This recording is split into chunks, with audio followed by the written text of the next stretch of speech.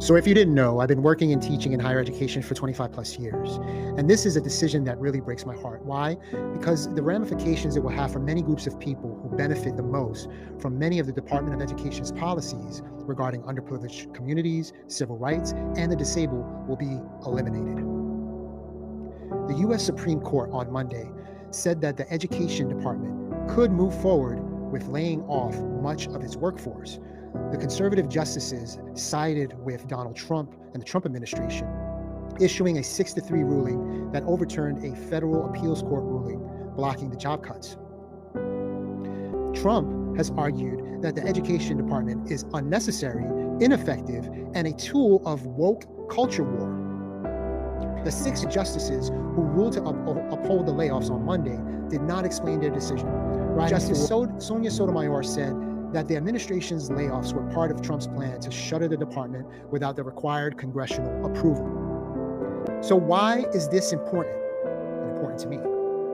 The Department of Education administers federal grant programs, including the $18.4 billion Title I program that provides supplemental funding to high-poverty K-12 schools, as well as the $15.5 billion program that helps cover the cost of education for students with disabilities.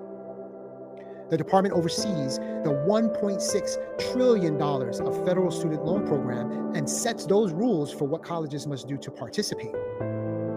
It also runs achievement tests dubbed the nation's report card and collects statistics on enrollment, crime in schools, and staffing and other topics. The Department of Education is charged with enforcing civil rights laws that bar discrimination in federally funded schools on the basis of race, sex, and other factors.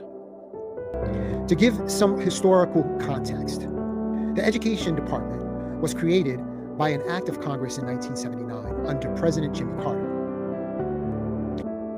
Closing the Education Department would not only have a symbolic impact, but a systemic one. There would no longer be a member of the cabinet focused solely on education issues and empowered to speak to Americans about the challenges that schools face across the country.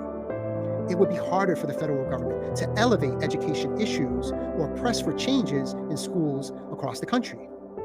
The Department of Education sort of existed as a system of checks on state oversight when it was needed nationwide. A majority of American voters are against the department's closure. Found that 2 in 3 Americans said the department should be expanded or kept the same. In history, Donald Trump did say he loved the poorly educated. That is what the aim seems to be here. We won with poorly educated. I love the poorly educated.